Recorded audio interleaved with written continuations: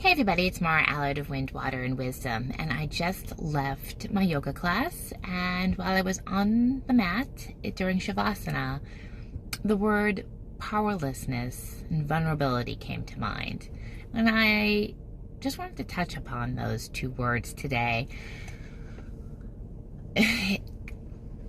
We can feel vulnerable and powerless when we think of lots of things, when we think of the global problems, when we can think of climate change, when we think of war, when we think of politics, religion, poverty, immigration. We can feel a lot of things around these subjects that can be heated. And we can feel like we have no say and that we have no way to control them. And probably on the individual level, that's true. Collectively, as groups of people, we always are stronger together. And you can ponder that and how you can make a difference in those ways. But I'm thinking more on the smaller scale and how we shy away from that powerless feeling or that vulnerable feeling on a day-to-day basis, and how that keeps our energy lower, and how when we actually hold space for individuals going through something, pain, grief, anger, happiness, joy, we raise our vibration, we raise their vibration. And here's like an example. You receive a text from somebody, and this actually happened to me yesterday, from a friend whose mom isn't doing well. I have two options. I have probably more than two options, but the two options that came back to mind were I can just text her back with something sympathetic and a heart emoji, or I can pick up the phone and call her, and I can listen. I don't have to do anything. I don't have to take on her grief, her pain, or anything. I just have to hold space for her so she can feel, she can say what she's feeling and allow that.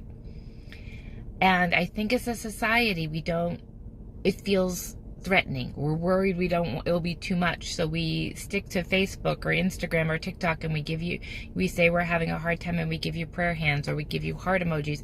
And I do this myself. So, but when we can actually hold space for the person struggling, where we can actually be face to face or on the phone or video chat or Zoom, where we can actually listen to a person who's going through a hard time and just be there. All you need to do is be there. You become more powerful. You become less vulnerable. You help another human, and your energy vibration is raised. In a world where it's so hard, where we live behind a computer screen and a phone, where it's easy to get angry and voice our anger onto the internet, and polarize each other, I challenge you, if you see somebody having a hard time, can you generally smile at them? If you receive a text or you see a Facebook post or an Instagram post that someone is struggling, can you pick up the phone and actually say, hey, I saw you were struggling, or I saw you got this great job and I want to celebrate with you? It doesn't just go one way, it goes both ways.